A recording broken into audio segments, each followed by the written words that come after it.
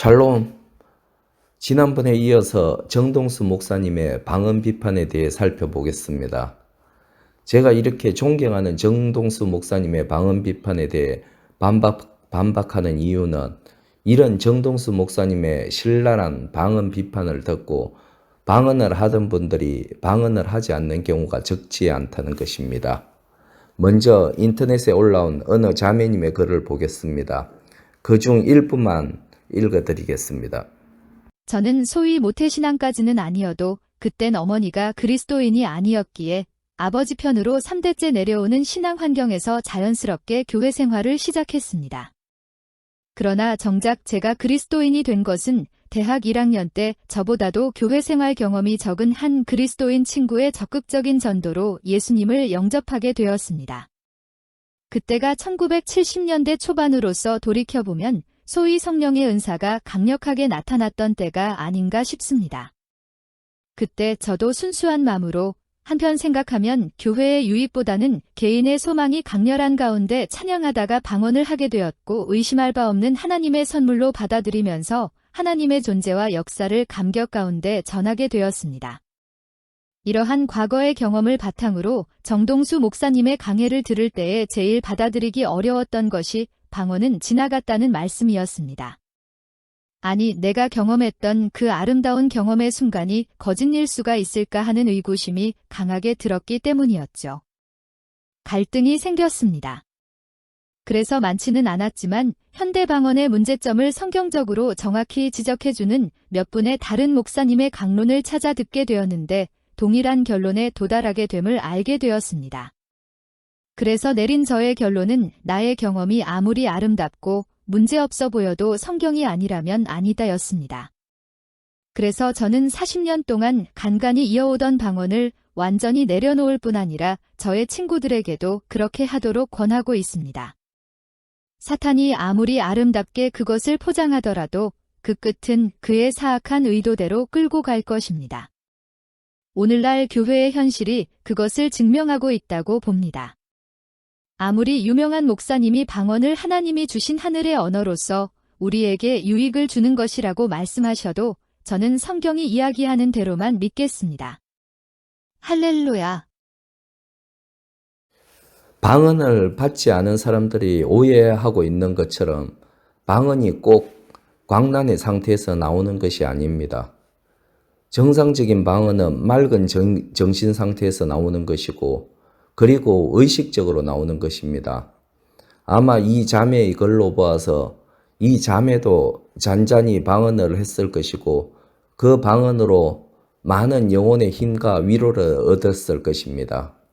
그러나 이 자매님은 정동수 목사님의 설교를 듣고 방언을 버렸고 말하기를 사탄이 아무리 아름답게 그것을 포장하더라도 그 끝은 그의 사악한 의도대로 끌고 갈 것입니다. 오늘날 교회의 현실이 그것을 증명하고 있다고 봅니다. 아무리 유명한 목사님이 방언을 하나님이 주신 하늘의 언어로서 우리에게 유익을 주는 것이라고 말씀하셔도 저는 성경이 이야기하는 대로만 믿겠습니다 라고 하면서 마치 오늘날 교회의 문제의 원인이 방언인 것처럼 알고 있고 또 어느 목사님이 이야기한다 해도 방언은 악한 것으로 여기겠다는 것입니다. 정동수 목사님의 방언 기도 비판이 적지 않은 사람들을 잔잔히 방언 기도 하는 것에서 돌려놓고 있는 중입니다. 이것이 과연 성경적이고 하나님 나라의 일에 합당한 일이겠습니까? 방언에 대해 여러 권의 책을 쓴 평택대학교 김동수 교수님은 한 신학 논문을 인용하며 신자들을 조사해 보니 방언 기도를 하는 사람과 하지 않는 사람의 차이는 새벽 기도와 철야 기도 참석률에 가장 크게 있었고 방언 기도를 하는 사람이 새벽 기도와 철야 기도의 참석률이 높았다고 합니다. 다른 차이보다 깊이 기도하는 차이가 있다는 것입니다.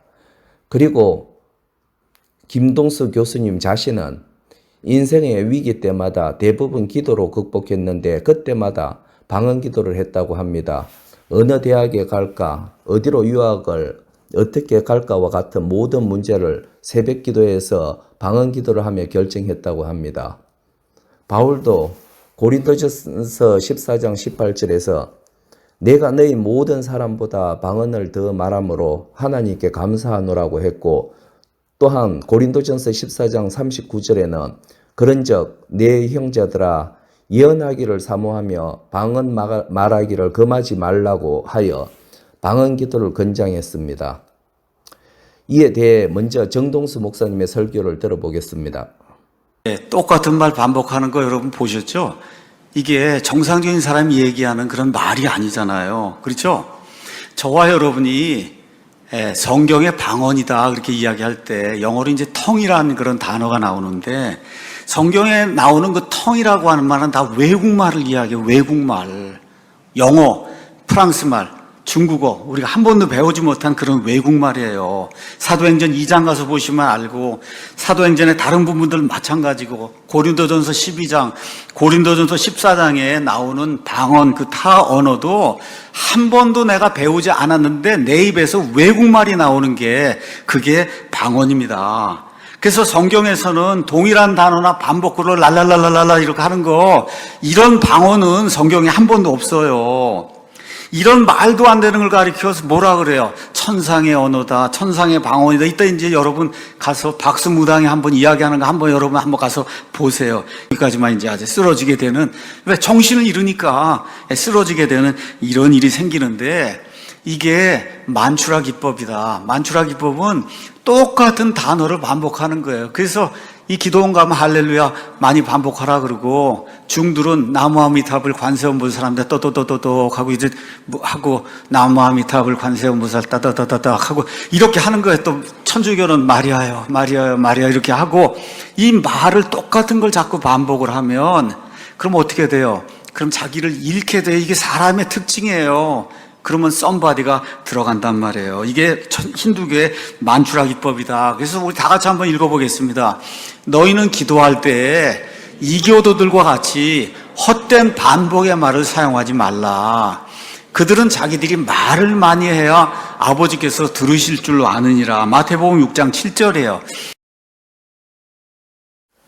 말씀드린 대로 정동수 목사님은 방언이 영어, 프랑스, 독일어 등처럼 자신이 알지 못하는 언어를 말하는 것이라고 합니다. 근거로서 사도행전과 고린도전서 12장, 13장 등을 들고 있습니다.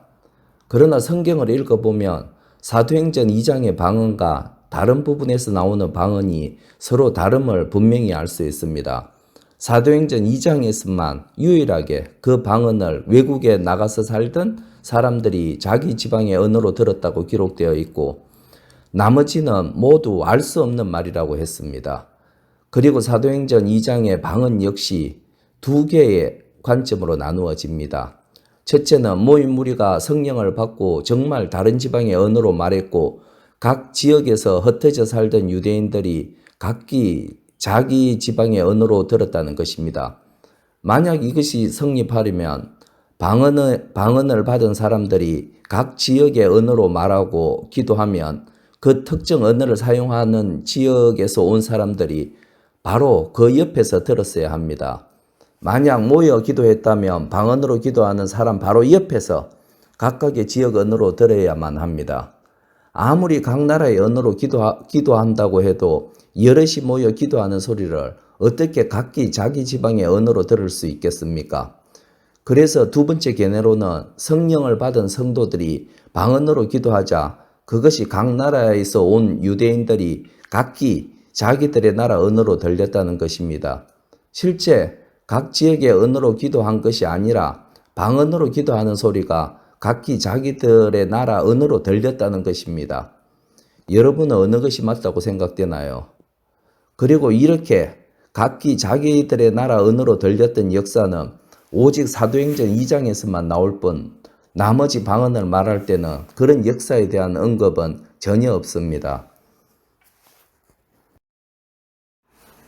그리고 정동수 목사님은 마태복음 6장 7절과 8절의 말씀, 또 기도할 때 이방인과 같이 중언부언하지 말라. 그들은 말을 많이 하여야 들으실 줄 생각하느니라. 그러므로 그들을 본받지 말라. 구하기 전에 너희에게 있어야 할 것을 하나님 너희 아버지께서 아시느니라. 이 말씀을 인용하며 방언이 이렇게 중언부언하는 것으로 주님께서 금지하신 것이라고 합니다. 그러나 마태복음 6장의 중언부언하는 기도는 당연히 방언을 가리키는 것이 아닙니다. 그것은 남녀 호랑개교 신자들이 구원을 얻기 위해 아무런 뜻도 없는 남녀 호랑개교를 수시간 동안 중얼거린다든지, 우리의 조상들이 정한수를 떠놓고 비나이다 비나이다 하며 중얼거린다든지, 또 중들이 목탁을 두드리며 나무 간센보살을 여러 시간 지속적으로 중얼거리는 행위, 무당이 구설하며 소리치는 것을 가리킵니다. 뜻이 있는 말이 아니라 단지 의미도 없는 소리를 반복하는 행위를 가리키는 것입니다. 그리고 기도할 때 단지 같은 말을 반복한다고 해서 중얼거리는 것이 아닙니다. 오히려 1시간을 기도할 때 계속해서 다른 소리를 하는 것은 사실 기도가 아닙니다. 우리가 하나님 앞에서 만당꾼도 아닌데 무슨 말을 그렇게도 많이 한다는 것입니까? 만약 그렇게 기도한다면 그것이 바로 말을 많이 하는 중언부언하는 기도입니다. 예수님이 겟세마네 동산에서 땀방울이 핏방울이 되도록 하셨던 간절한 기도도 성경에는 이렇게 기록되어 있습니다. 조금 나아가사 얼굴을 땅에 대시고 엎드려 기도하여 이르시되 내 아버지여 원대로 내 아버지여 만일 할만하시거든 이 잔을 내게서 지나가게 하옵소서. 그러나 나의 원대로 마옵시고 아버지의 원대로 하옵소서 라고 기도하신 것이 내용의 전부입니다. 그 기도를 가지고 간절히 반복하며 기도하신 것입니다. 모든 것을 다 아시는 하나님 앞에서 무슨 이야기를 구구절절히 늘어놓는다는 말입니까? 한 가지 소원을 가지고 간절히 기도하는 것, 그것은 당연히 한 가지 기도 제목을 가지고 반복해서 간절히 하는 것입니다. 그리고 그것이 진정한 기도입니다.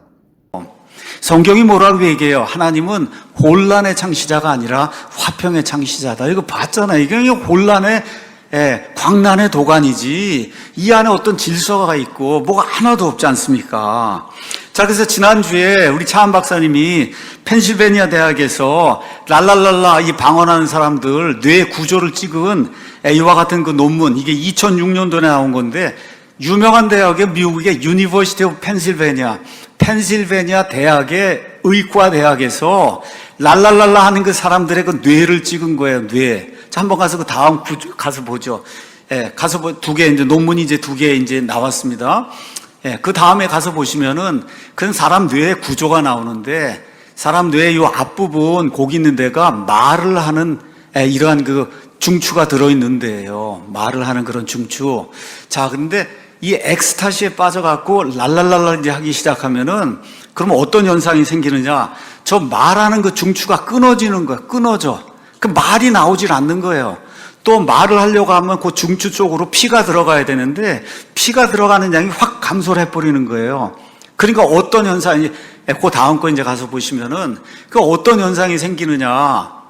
그 다음 거 PPT 보여주시면 이렇게 간지로 환자가 이렇게 하는 그런 현상이 이 랄랄랄라 하는 그 엑스테시 이 안에 이제 들어가 버리면 저런 현상이 생긴다. 이게 의학적으로 이렇게 조사를 해보니까 저런 현상이 생긴다는 거예요. 그러니까 저와 여러분이 뭐 방언한다고 하는데 정신 똑바로 차리면 방언이 될까요? 안 될까요? 안 됩니다. 정신을 잃어야만 되는 거예요. 정신을 잃어야 그래야 그 안에 엑스테시 속으로 들어가게 되면 이 말하는 중추가 마비가 되고 피 흐름이 중지가 되면서 랄랄라 쌀라쌀라가 이제 나오기 시작하는 그런 일이 생기는 거다. 그래서 현시대 오순절 은사운동, 신사도 운동 뭐 이런 데서 하는 방언은 다 이런 방언을 이게 방언이라고 이야기하는 거예요. 한번 가서 그림 보시죠. 이렇게 다들 광란의 도가니 속에 또 넘어가시고 그냥 넘기세요. 다 이렇게 하면서 이렇게 하다 결국은 가서 이제 쓰러지게 되는 거죠. 정동수 목사님은 방언을 가리켜 제정신이 없는 상태에서 말을 하는 중추신경이 마비되고 피흐름이 중단된 상태에서 엑스테시 상태에 빠져 랄랄라 거리는 것이라고 합니다. 방언을 비판하는 정동수 목사님은 방언을 당연히 받지는 못했을 것입니다. 그런데 정동수 목사님이 모르는 것은 우리가 방언으로 기도한다고 해서 정신이 없는 상태가 되는 것이 아닙니다. 뚜렷한 자기 정신을 가지고 그리고 광란의 손짓이나 몸짓을 하지 않고 조용히 얼마든지 방언 기도할 수 있고 길을 갈 때도 조용히 할 수 있는 것이 방언 기도입니다. 물론 바울도 현재 오순절 교회들에서 하는 모습들을 보면 절제를 시켰을 것이라고 생각합니다. 그런데 그것은 방언 기도의 문제가 아니라 그들이 잘못하고 있는 것입니다. 그리고 우리가 꼭 방언을 하지 않아도 얼마든지 불신자들 보기에 미친 듯한 몸짓을 하며 울부짖는 기도에는 얼마든지 있습니다. 이것은 방언의 문제가 아닙니다. 우리가 쓰는 언어를 가지고도 광란적인 몸짓과 쓰러짐, 울부짖음은 어디서건 일어나고 있습니다. 물론 경우에 따라서는 울부짖을 수도 있고 큰 소리로 할 수도 있겠지요. 그러나 집회 때마다 그리고 마치 반드시 기도회를 그렇게 해야 한다는 식으로 큰 소리를 내며 울부짖는 오순절 교회의 기도회는 저도 절제되어야 한다고 생각합니다. 그러나 우리가 또 알아야 할 것은 오순절 성령 강림이 일어나고 사람들이 방언으로 기도할 때 그 모습을 보고 또 어떤 이들은 조롱하여 이르되 그들이 세술에 취하였다 하더라고 했습니다. 첫 성님이 강림했을 때 성령을 받은 성도들의 모습이 그렇게 점잖게 보이지는 않았던 것입니다. 그래서 일부 모인 사람들은 그들을 보고 술 취했다고 조롱했습니다. 하나님의 언약궤가 다시 들어올 때 기쁨을 감추지 못하고 왕의 신분인 다윗이 하위가 내려가는 것도 모르고 춤을 추었듯이 하나님 앞에서 가끔 어린아이처럼 감격의 행동을 할 수도 있을 것입니다. 다음에는 정동수 목사님이 계속 인용하는 고린도전서에서 방언에 대해 어떻게 기록되어 있는지 살펴보도록 하겠습니다. 시청해 주셔서 감사합니다.